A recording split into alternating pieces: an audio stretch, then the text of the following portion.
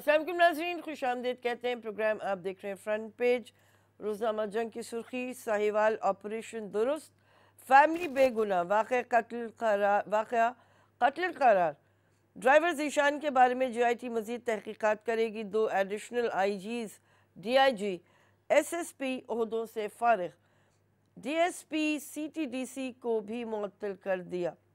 5 CTD एहलकारों के खिलाफ दफ़ा 302 चालान का फैसला। मुकदमा इंसदाद दहशतगर्दी अदालत में जाएगा। वज़ीर आला पंजाब की सरबराही में इजलास, JIT ने इब्तदाई रिपोर्ट पेश कर दी। कहते हैं सूली चढ़ा देंगे, एक को लटकाया वो आज तक जिंदा है। नून लीग दौर में कम अज़ कम ख़त का जवाब तो आ जाता था। इमरान हुकूमत ने मुल्क डूबते देख रहा हूँ पकड़ धकड़ की तो वजारत उज़्मा भी नहीं बचेगी। वज़ीर आला सिंध वफाक लटकाने की बातें छोड़ दे। KCR मंसूबे पर हम संजीदा, लेकिन वफाक ताउन नहीं कर रहा। हमने करप्ट अफराद को सूली पर चढ़ाने की बात की है। कायदे हिज़्ब इख्तिलाफ का सिंध असम्बली में खिताब। बंदूक उठाएं या कुछ भी करें, गैर कानूनी इमारतें गिरा कर कराची की 40 साल पुरानी शक्ल बहाल करें। Supreme court. IMF से मुज़ाकरात में मदद कर सकते हैं अमीर कतर। वज़ीर आज़म की सरमायाकारी और दौरा पाकिस्तान की दावत। रोज़नामा एक्सप्रेस। 5 अफसर मुअत्तल, 3 तब्दील, 5 एहलकारों पर मुकदमा कत्ल। खलील फैमिली बेगुनाह, हलाकत का जिम्मेदार CTD है। ज़ीशान के हवाले से मज़ीद तफ्तीश होनी चाहिए। JIT की इब्तदाई रिपोर्ट जारी। कतर का पाकिस्तान में अरबों डॉलर की सरमायाकारी का ऐलान।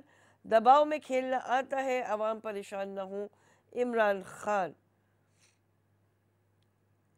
मिनी बजट नाज़रीन आज 23 जनवरी है, तो आज कहा गया था कि असेंबली में आज एक और सप्लीमेंट्री या मिनी बजट जो है वो लेकर आया जाएगा। अब उसमें क्या क्या होता है?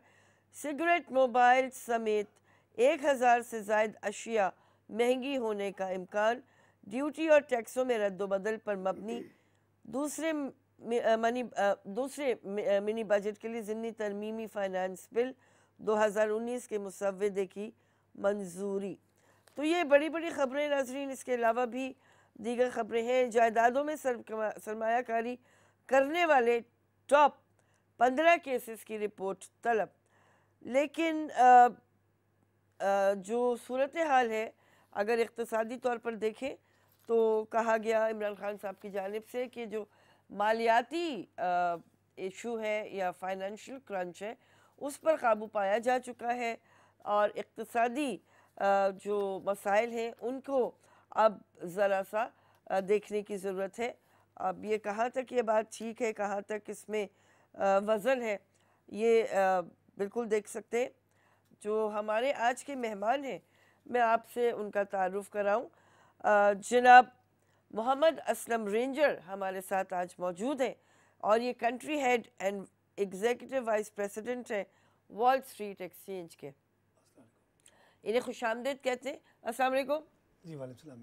और असलम साहब से ये बात ज़रूर पूछेंगे नाजरीन कि पिछले दिनों ये कहा गया कि जो इस वक्त की सूरत हाल है, ख़ास तौर पे जो फ्लक्चुएट हम देख रहे हैं करता हुआ मार्केट को डॉलर्स की टर्म में, तो उसकी वजह से महंगाई का दौर आया, उसकी वजह से सारी ख़राबियाँ हुई।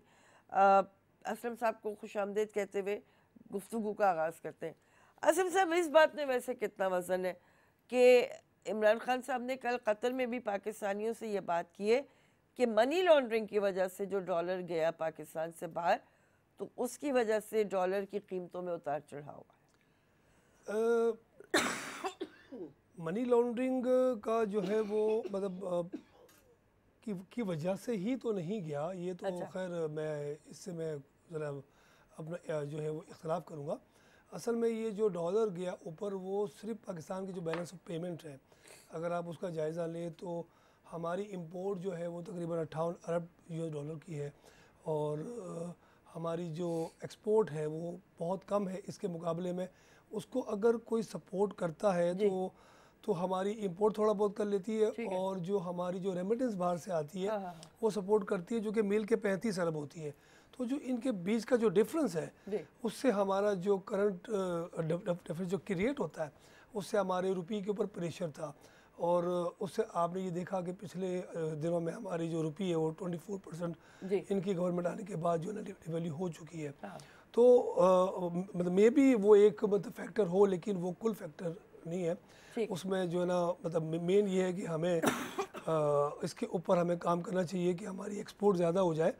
तो और ये जो मतलब जो स्टेट बैंक तो हमारा जो है वो मेजर ले ही रहा है।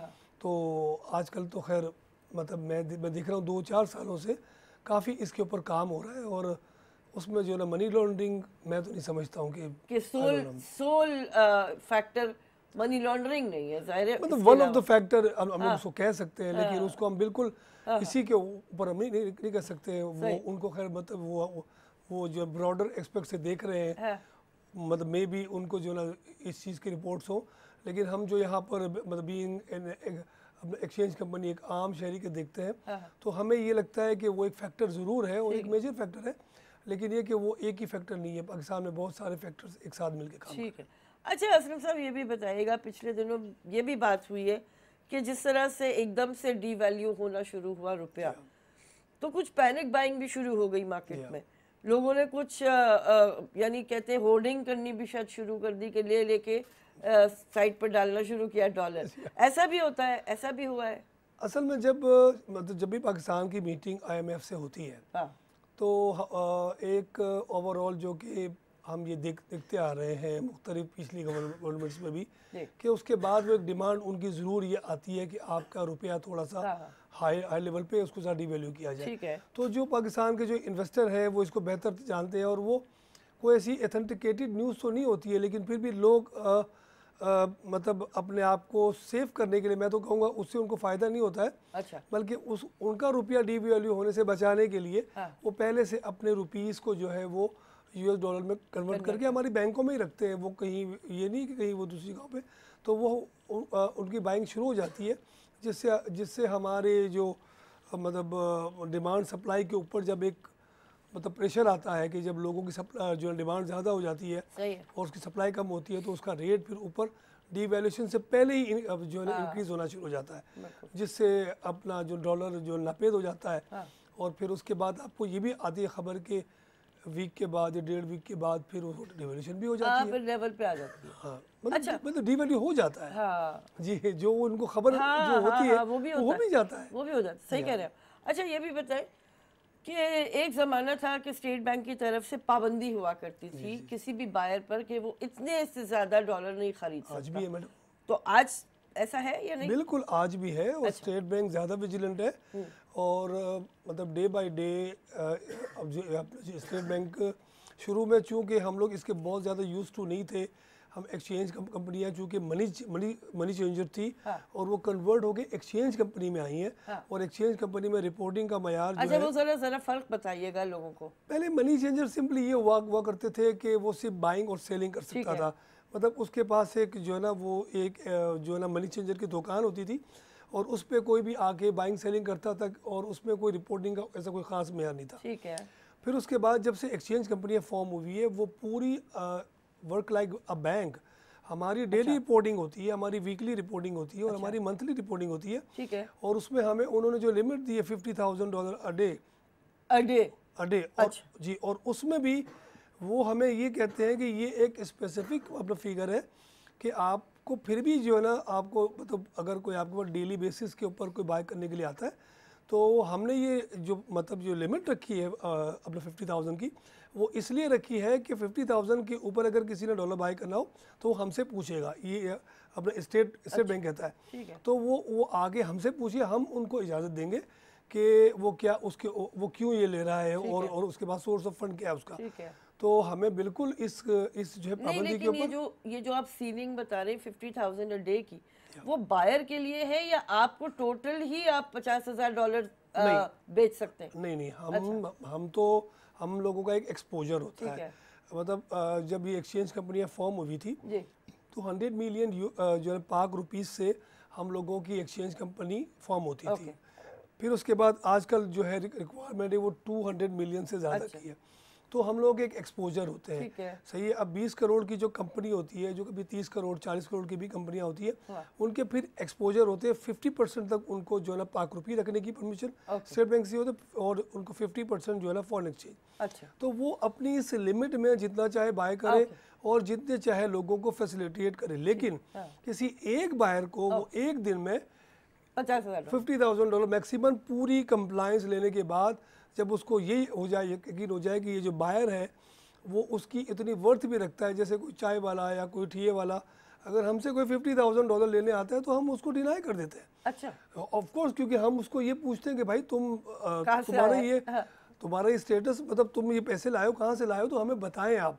तो जब तक हम लोग उस चीज़ पे सेटिस्फाई नहीं होते, हम उनको नहीं बेचते हैं। अच्छा, ये बताएं, मैंने आपसे भी 50 ले लिए, उनसे भी ले लिए, उनसे भी ले लिए, ऐसा हो सकता है। अच्छा। और उसके लिए हमारे पास कोई चेक फिलहाल नहीं है, लेकिन उसके ऊपर भी स्टेट बैंक हमारा जो है, हमारा मरकजी बैंक काम कर रहा है। ठीक है। और एक वक्त आएगा कि ये हम लोग ऑनलाइन जब भी हम अब उसकी वाउचरिंग करने के लिए जाएंगे तो वो हम लोग देख सकेंगे कि उसने पहले कहाँ से कोई लिया तो नहीं है। लेकिन अभी ये हो रहा है कि हम अपनी ब्रांचेस में एटलीस्ट हमारी जो एक्सचेंज कंपनी है उसमें हम ये देख सकते हैं कि हमारी किसी दूसरी ब्रांच से तो उन्होंने नहीं ले लिया, तो हम मतलब जैसे ही अगर हम उसको जो वाउचरिंग पे जाते हैं तो हमें वो रिफ्लेक्ट करने लगता है कि इसने अभी 1 घंटा पहले कहीं से ले लिया है।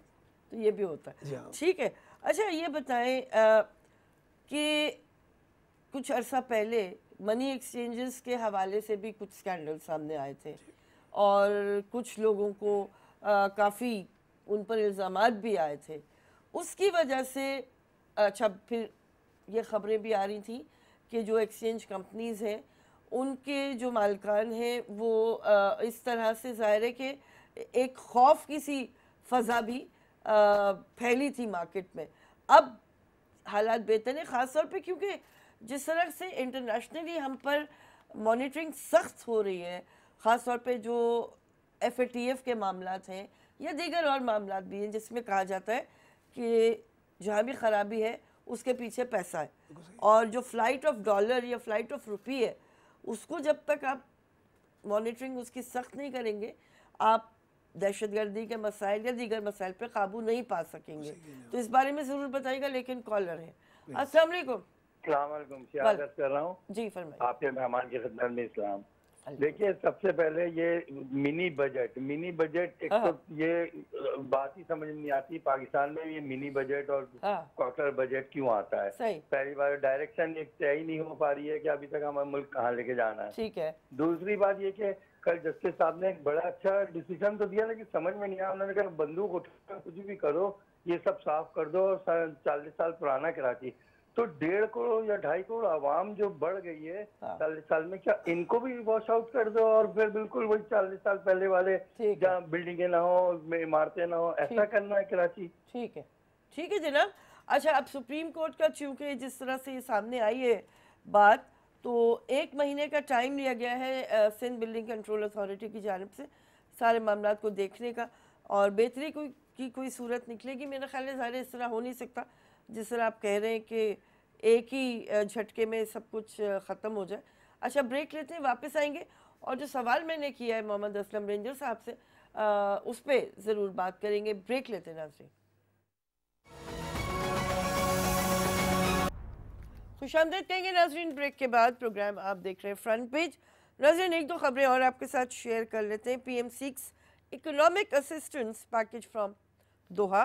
इसके अलावा एक अच्छी खबर ये है, Sindh achieves fiscal year 19 revenue target in just 7 months। ये भी एक अच्छी बात है। Now raises ceiling to ₹120 billion, identifies new sectors to enhance collection. तो कुछ अच्छी खबरें भी आनी बहरहाल शुरू हो गई हैं। दूसरी जानिब आज मनी लॉन्ड्रिंग बिल भी असेंबली में पेश किए जाने का इम्कान है, और देखते हैं कि उस पर क्या पेशरफ्त होती है, क्या बातचीत होती है। हमारे जो मेहमान हैं जनाब मोहम्मद असलम रेंजर साहब, उनसे हम जो बात कर रहे थे उस पर थोड़ी सी बात आगे बढ़ाते हैं और पूछते हैं कि अब मार्केट का सेंटिमेंट कैसा है। लेकिन पहले जो हम बात कर रहे थे कि टाइट मेजर्स के बारे में हम पर बड़ा प्रेशर रहता है, तो ये मार्केट जो है वो अपने आप को इन लाइन कैसे लेकर आती है इन सारे प्रेशर्स से? जैसे कि मैंने आपको कहा कि हमारी पूरी जो एक्टिविटी होती है, पूरा ऑपरेशन होता जी, है हमारा, जी, वो स्टेट बैंक के रूल्स रेगुलेशंस के मुताबिक होता है। ठीक है, इसमें आपने थोड़ा सा ये भी जिक्र किया कि पिछले जो है ना कुछ अरसे में कुछ ऐसे लोगों के नाम हाँ, आए थे जिसमें जो है कुछ लोग इस तरह के थे मुलविस, जो कि हमारी ही शायद, लेकिन देखिए बात यह है कि जो एक्सचेंज कंपनियां जो कि बिल्कुल फेयर एंड जो है ना ठीक से काम करती हैं, उनकी कभी भी नाम नहीं आए। ठीक है, मतलब हमारी जो मतलब जैसे सारी फील्ड होती है वहाँ पर कोई अनरजिस्टर्ड किस्म के भी जो है ना मनी चेंजर्स होते हैं, ठीक है, जो मतलब हमारे साथ जो है ना मतलब शुमार होने लगते हैं। ओके, और कभी उनके ऊपर कोई हाथ लगता है या कुछ, कभी उनके ऊपर कोई ऑपरेशन होता है तो नाम यही आता है कि ये मनी चेंजर है या एक्सचेंज कंपनी वाले। ठीक है, लेकिन उसमें भी डिस्क्रिमिनेशन है बहरहाल, ओके, जो कि आगे शायद जो है ना लोगों के ऊपर हो जाए वाज़ेह। ठीक है। अच्छा, दूसरी बात आपने FATF है या इसके उसके अलावा हिसाब भी? से हमारी स्टेट बैंक में मतलब शुरू में ऐसा नहीं होता था, लेकिन पिछले 2-3 सालों से हमें बाकायदा स्टेट बैंक जो है ना हमें अपने स्टेट बैंक में बुला के और हमें गाहे बागाहे उसके लिए ट्रेन करते हैं। हमारे कंप्लाइंस ऑफिसर वहाँ पे जाते हैं, बाकायदा वहाँ से जो ट्रेनिंग लेकर आते हैं, उनको जो हिदायत मिलती है वो हम तक मुंतकिल होती है।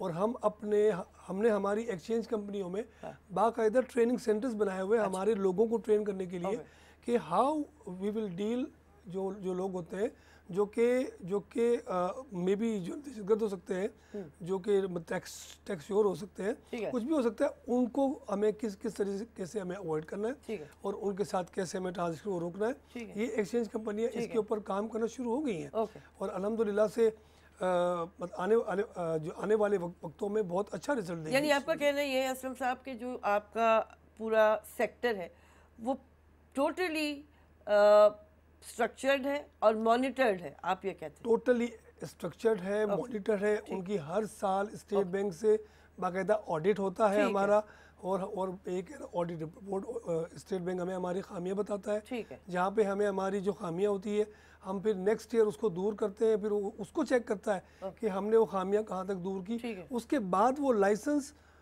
फिर से हमें रिन्यू करके देता है, हमें लाइसेंस दे के नहीं छोड़ दिया उन्होंने। ठीक है जी। कॉलर है, अस्सलाम वालेकुम मैडम, पहले तो वो जो मिनी बजट है मैं उससे उस सिलसिले में अर्ज करूंगा कि जो पिछली हुकूमत नवाज शरीफ साहब की और उसके बाद खाकान अब्बासी साहब जो बजट तो फुल ईयर का देखेंगे, that was a immoral budget, immoral act. आप जो गवर्नमेंट जो टेक ओवर कर रही थी उसको you should have left them to make the budget. वो आपके सारे देखती क्या आपने छोड़ा है इकोनॉमी को उस तरह बनाते, तो वो उनका एक क्रिमिनल एक्ट है। और ये उनके ये इमरान साहब के हुक्मरान जो है इतने नालायक हैं, वो उनके वजीर के वो कोई सही तरह किसी पॉइंट पर भी अगर कोई साहिवाल का भी वाकया हुआ है तो वो अपनी एक्सप्लेनेशन नहीं दे सकते। नाउ कमिंग टू दिस, ये जो करेंसी बजट है, मैं लेट 70 से लंदन से इंग्लैंड से आया तो वहां पर ये मील 2-2 मील पर करेंसी हाउसेज होते थे। ठीक है। जब मैं पाकिस्तान आया ये जब 90s में नवाज शरीफ साहब आए तो करेंसी डीलर ऐसे बने जैसे ये एक मशरूम एकदम एक कारोबार बन गया। ये इंडस्ट्री भी नहीं, ये कैसीनो जैसे स्टॉक मार्केट उन दिनों में बनी थी और ये करेंसी दोनों साइड बाय साइड। तो मैंने एक जगह एड्रेस किया तो उन्होंने क्या करा, ये डिवैल्यूएशन और डॉलराइजेशन के खिलाफ उन्हें कहने लगे जी आप क्या बात करते हैं, यहाँ तो जो आपके यहाँ लाहौर में जो लोग जो रूलर थे लाहौर के, इनके 9 करेंसी हाउस तो इनके मामों के हैं।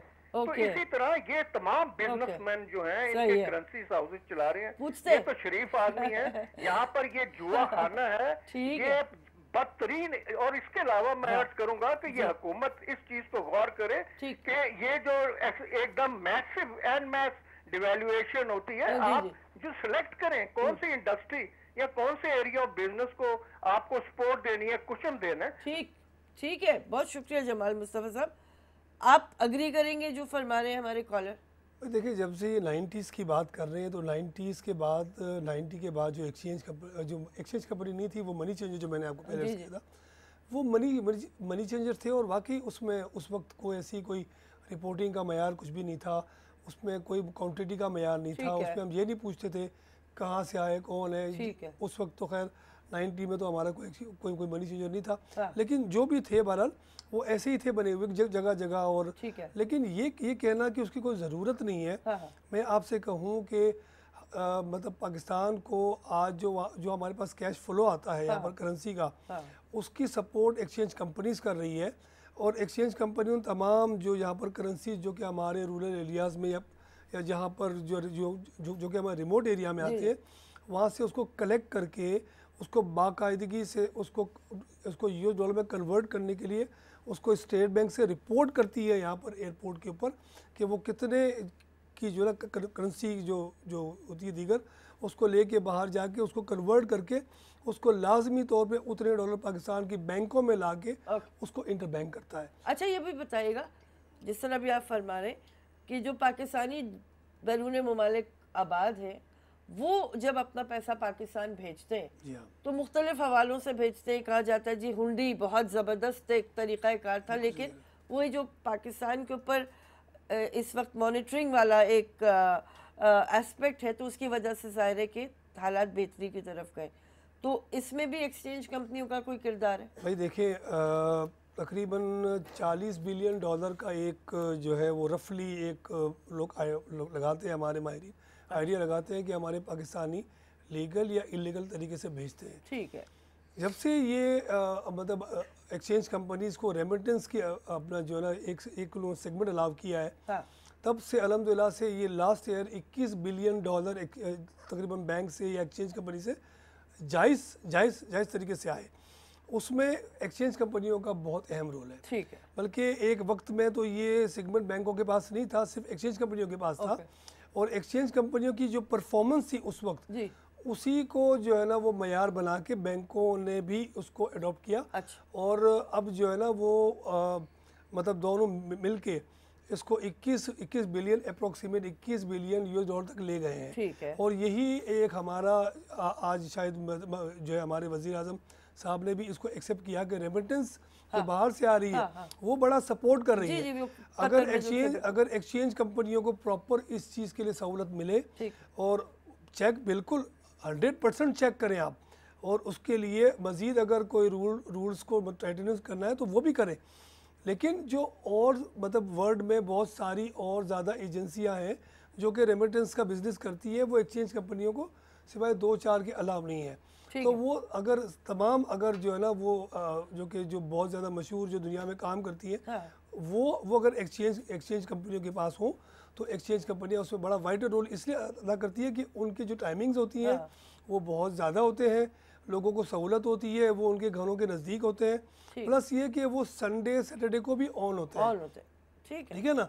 तो इसके लिए लोगों को मतलब जाहिर बात है, हाँ। जिसका भी कोई वहाँ पर बाहर गया हुआ है, चाहे किसका बेटा गया हो या किसी का शौहर गया हुआ है, तो वो अपनी ज़रूरत के पैसे यहाँ पर बेचता है। और हमने तो बीइंग वॉल स्ट्रीट बाहर जाके हमने खुद वहाँ मार्केट किया, लोगों को बताया है। हाँ। हम लोग उसके लिए जो जर्मनी गए, हम लोग उसके लिए फ्रैंकफर्ट और अपना क्या नाम है, हम लोग पेरिस गए, हम लोग जो है बेल्जियम गए, हम लोग लंदन गए, और इस तरह के हम लोग जाके वहाँ पर लोगों की कम्युनिटीज़ में जाके अच्छा। हम लोगों ने वहाँ पर सेमिनार्स किए और उनको बताया कि आप अपना पैसा जायज़ तरीके से भेजें। हाँ। और अगर आप नाजायज़ तरीके से भेजेंगे तो आप और आपकी फैमिलीज, हाँ, जो आप और दोनों मुश्किल में आ सकते हैं कि वो किसको दे रहे हो कैसे दे रहे हैं। बिल्कुल ठीक है। और दूसरी बात है कि जिस तरह आपने कहा कि पैसा एक ऐसी चीज़ है जिसकी ज़रूरत किसी भी वक्त किसी को भी पड़ सकती है। बिल्कुल ठीक है जी। अस्सलाम वालेकुम। हेलो जी अस्सलाम वालेकुम। वालेकुम अस्सलाम जी। जी मैम, आपका प्रोग्राम बहुत अच्छा होता है, इस पे बहुत अच्छे इश्यूज पे सुबह सुबह बात होती है। शुक्रिया। और हमने आपको मिस किया कुछ दिन से। शुक्रिया। तो मैम हमें ये पूछना था, अपना भी एक इशू बताना था। बताइए। कि स्कूल की फीसों के लिए चीफ जस्टिस साहब ने जो लिया था, अब तो वो चले गए, कुछ होगा या नहीं? हाँ। और सेकेंडली एक ये कि जैसे कुछ अताई डॉक्टर होते हैं, जी, आपके स्कूलों में कुछ अताई टीचर्स हैं, तो क्या चीफ जस्टिस उसका नोटिस लेंगे? हमारे बच्चों का टाइम जाया हो रहा है इनकी वजह से। अभी कल भी एक इशू हुआ है इस्लामाबाद के स्कूलों में, मैं नाम नहीं लूंगी, ठीक है, लेकिन देखें जो नाअहल लोग हैं, चाहे वो पुलिस में है या स्कूलों में है या हॉस्पिटल में है, तो उनकी वजह से इश्यूज बहुत हो रहे हैं। बिल्कुल सही कह रही हैं। अच्छा, ब्रेक के बाद इस बारे में बात करते वापस आएंगे। प्रोग्राम आप देख रहे हैं फ्रंट पेज।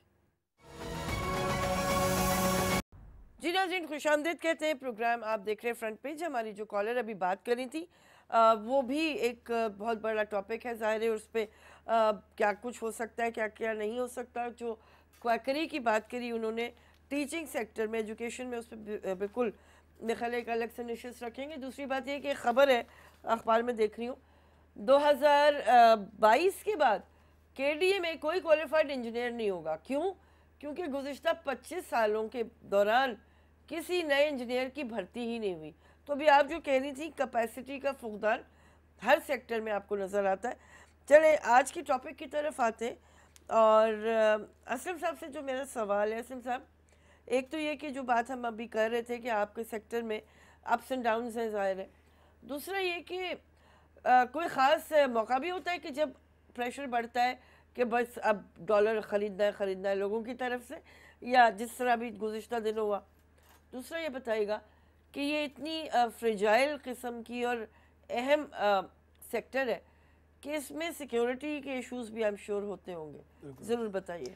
अच्छा, सबसे पहली बात तो आपने ये मुझसे पूछी कि इसमें प्रेशर कब होता है। हाँ। तो जैसे मैंने आपसे अर्ज़ किया कि प्रेशर उसी वक्त होता है जब एक गवर्नमेंट जो हमारी गवर्नमेंट जो है ना वो IMF के साथ अच्छा डील कर रही होती है। ठीक है। तो लोगों का एक जो है ना हाँ, मतलब जो है परसेप्शन बन गया है कि इसका मतलब ये है कि अब है ना डिवैल्यूएशन होने वाला है, और फिर कुछ खबरें आना शुरू हो जाती है जिससे हमारी मार्केट में प्रेशर अपना हो जाता है, बिल्डअप हो जाता है, जिसकी वजह से डॉलर ग्रेजुअली आहिस्ता उतनी उस लिमिट तक पहुंच जाता है जितनी उनको न्यूज़ होती है कि इतना ये डिवैल्यू होना है। वो डिवैल्यूएशन होने से पहले ही आपको ओपन मार्केट में, जिसको स्टेट बैंक बहुत अच्छे तरीके से फिर हैंडल भी करता है कि वो फिर अपना एक जो है ना वो ऑपरेशन करते हैं, और फिर इनकी एक होती है, बाज़ दफ़ा खबरें आती हैं कि डॉलर रिलीज भी किया गया मार्केट में। जी हाँ।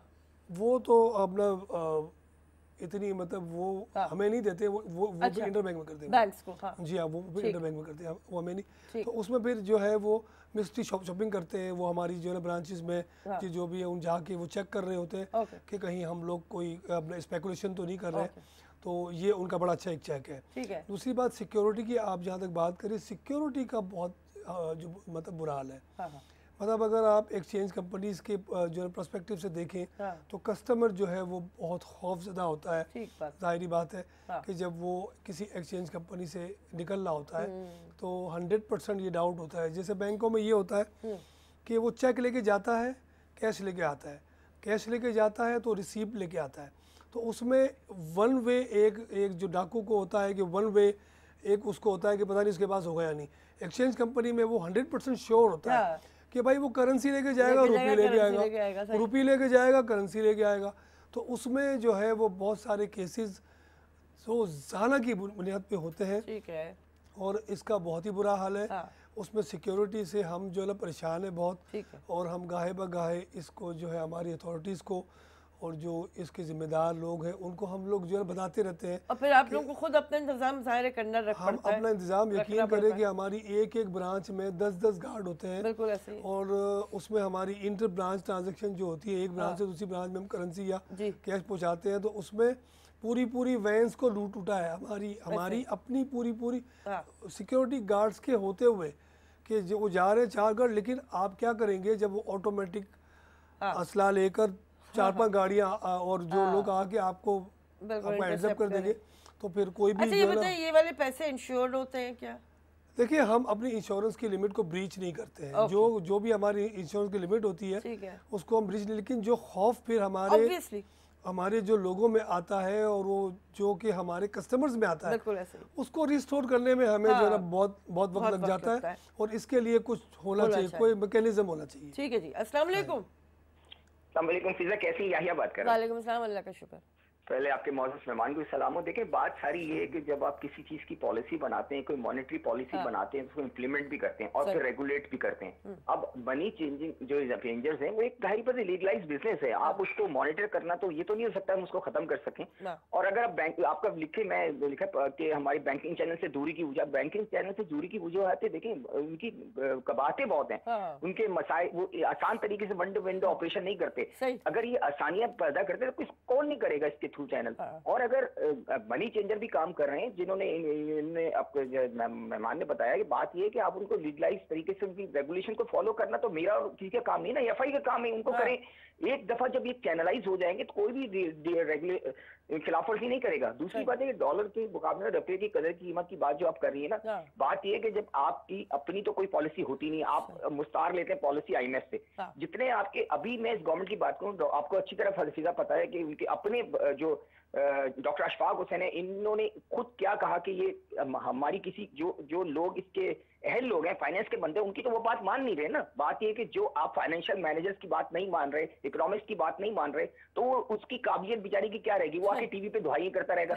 तो ये हमें समझने की जरूरत है कि जब हम अपने मफादात को मद्देनजर रखते, जाती मफादात के लिए काम करते हैं, मुल्क के मफादात के लिए काम करते, तो जब आप डॉलर महंगा करते रहेंगे तो आपके पास ना आपकी एक्सपोर्ट बढ़ेगी, ना आपके पास आपकी इंपोर्ट तो ऑलरेडी बढ़ती जा रही है। जब आप इंपोर्टर्स को, आप एक्सपोर्टर्स को जो है आप इंसेंटिव नहीं देंगे, आप मुझे बताएं कौन चाहता है? आप मुझे बताएं कि अगर गारमेंट की या लेदर आपका डूब गया है तो आपने कभी इसकी वजूहत ढूंढने की कोशिश की? सारा आपका बांग्लादेश, श्रीलंका चला गया। बिल्कुल सही। खुदा के लिए कोई आप एक सीरियस लोगों को बिठाएं और उस पर पॉलिसी अपनी बनाएं। ठीक है जी, बहुत शुक्रिया, बड़ी अहम बात आपने की है।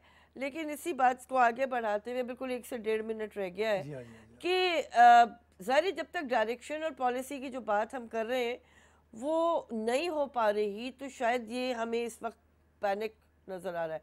लेकिन अभी गुज़िश्ता कुछ दिनों से, जब से वज़ीर आज़म साहब को ये ख़बरें मिलनी शुरू हुई हैं कि कुछ हमारे दोस्त ममालिक इन्वेस्टमेंट के लिए भी तैयार हैं, पैसा लगाने के लिए भी तैयार हैं, तो हम ये देख रहे हैं कि स्टॉक एक्सचेंज भी अब कुछ बेहतर परफॉर्म कर रही है। ओवरऑल बेहतरी देख रहे हैं आप? देखिए, ओवरऑल बेहतरी इंशाल्लाह ज़रूर होगी। और अगर पॉलिसी में कंसिस्टेंसी आएगी, हमारी पॉलिसी में कंसिस्टेंसी नहीं है। हमें ये नहीं पता, हमारा जो यहाँ पर एक्सपोर्टर है उसको ये नहीं पता होता कल बिजली का रेट क्या होगा। वो एक कॉस्ट पे काम अपना कर देता है और यहाँ पर करेंसी का रेट हाई हो जाता है, नीचे हो जाता है। तो हमारी जो पॉलिसी जब तक कंसिस्टेंसी, मैं आपको बहुत सारे मुल्कों की मिसाल दूंगा जिनकी पॉलिसीज़ 20-20, 25-25 सालों से वही की वही है।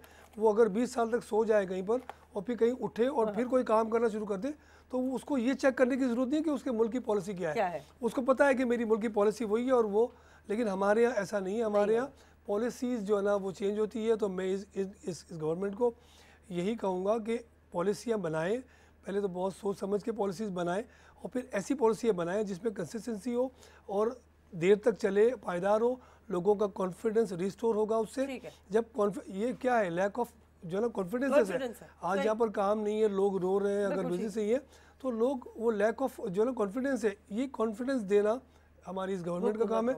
ये कॉन्फिडेंस दे देगा, हमारा मुल्क बहुत आगे जाएगा इंशाल्लाह। बहुत शुक्रिया जनाब, आपने टाइम निकाला। नाज़रीन आपका शुक्रिया, प्रोग्राम में दिलचस्पी ली आपने। कल मिलेंगे इंशाल्लाह। इजाज़त दीजिए, अल्लाह हाफ़िज़।